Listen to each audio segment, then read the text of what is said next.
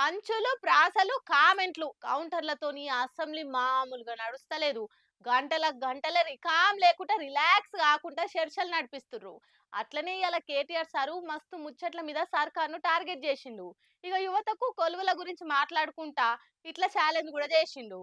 బయట వానకు చల్లగా అనిపిస్తుంది కానీ అసెంబ్లీ లోపల మాత్రం హాటు చర్చలతోని గరం గరం అవుతుందంత. మేము ఇన్ని కొలువులు ఇచ్చినాము అన్ని కొలువులు ఇచ్చినాము అని కాంగ్రెస్ వాళ్ళు మస్తుగా మాట్లాడుతున్నారు కదా. చలో బట్టి సారు నేను కలిసి సెక్యూరిటీ లేకుండా మామూలుగా అశోక్ నగర్ పోదాము. ఆడ ఏ ఒక్కలన్నా కాంగ్రెస్ సర్కార్లో మాకు కొలువు వచ్చిందని చెప్తే ఆనే రాజీనామా చేసి రాజకీయ సన్యాసం తీసుకుంటా అని ఇగో అసెంబ్లీనే సవాల్ చేసింది ఇట్లా కేటీఆర్ సారు. ఆ రోజు అశోక్ నగర్ కి ఉస్మానియా యూనివర్సిటీకి పరుగులు పెడుతూ పోయినారు.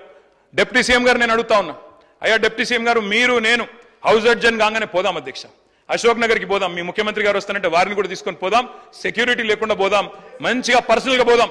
పోయి అక్కడ ఉండే ఏ ఒక్క యువకుడు ఏ ఒక్క యువతి ఏ ఒక్క చెల్లెలు చెప్పినా ఒక్క ఉద్యోగం అన్నా ఈ ప్రభుత్వం ఇచ్చిందని చెప్తే నేను అక్కడనే రాజీనామా చేసి వెళ్ళిపోతాను అధ్యక్ష. ఒక్క ఉద్యోగం రేవంత్ రెడ్డి గారి ప్రభుత్వం కాంగ్రెస్ ప్రభుత్వం వచ్చినాక కొత్తగా ఇచ్చినాము అని ఏ ఒక్క యువతి గాని యువకుడు చెప్పినా నేను అక్కడే రాజీనామా చేసి రాజకీయ సన్యాసం తీసుకుంటా అధ్యక్ష.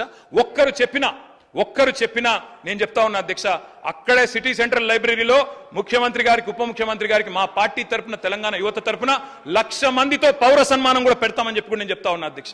ఇట్లా కేటీఆర్ ఛాలెంజ్ చేసే వరకల్లా అదన్న అట్లాడుగు అనుకుంటా బీఆర్ఎస్ ఫాలోవర్లు కారుకర్తలు ఉండి ఈ వీడియోని సోషల్ మీడియాలో మస్తు తిప్పబట్టిరిగా. ఇంకో దిక్కు కరడు కట్టిన కాంగ్రెస్ వాదులేమో ఆ నడమ హరీష్ రావు కూడా ఉండి 10 ఆగస్టు లోపల రుణమాఫీ చేస్తే రాజీనామా చేస్తా అన్నాడు కదా. మరి మేము రాజీనామా చేసినాము, మరి ఆయన రాజీనామా చేయాలి కదా. ఇగో ఇప్పుడు కొత్త కేటీఆర్ కూడా రాజీనామా ముచ్చట ముంగటేసుకుండు.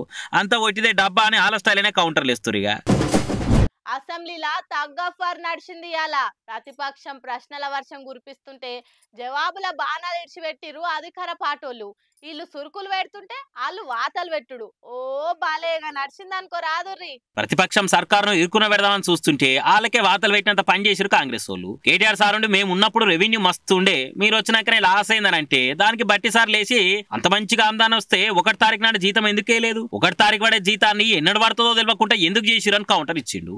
అద్భుతంగా రెవెన్యూ సర్ప్లస్ తోనే ఉంది, ఎటువంటి ఇబ్బంది లేదని చెప్తా ఉన్నాం. కరెక్టే, రెవెన్యూ రిసిప్ట్స్ కూడా అద్భుతంగా ఉన్నాయి, జీతాలన్నీ ఆ రెవెన్యూ ఎక్స్పెండిచర్లోనే ఉంటాయి. మరి అద్భుతంగా రెవెన్యూ రిసిప్ట్స్ ఉన్నప్పుడు 2021 నుంచి 2023-24 వరకు మొదటి తారీఖుని ఇవ్వాల్సినటువంటి జీతాలని మీరు 15వ తారీఖు 20వ తారీఖు దాకా ఎందుకు పెండింగ్ పెట్టుకుంటూ వచ్చారు?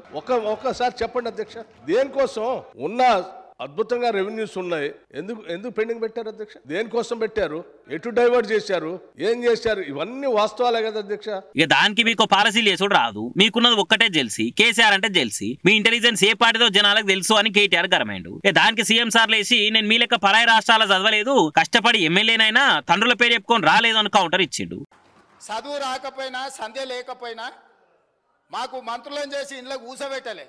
మేము కష్టపడి కింద నుంచి జిల్లా పరిషత్లో పనిచేసినాం, శాసన మండలిలో పనిచేసినాం, శాసనసభ్యుడిగా పనిచేసినాం, పార్లమెంటు సభ్యుడిగా పనిచేసినాం, ఈరోజు ముఖ్యమంత్రిగా పనిచేస్తున్నాం అధ్యక్ష. ఇదంతా స్వయం కృషితోని కష్టపడి తెలుసుకొని అవగాహన కల్పించుకొని సభలకు వచ్చినాం అధ్యక్ష.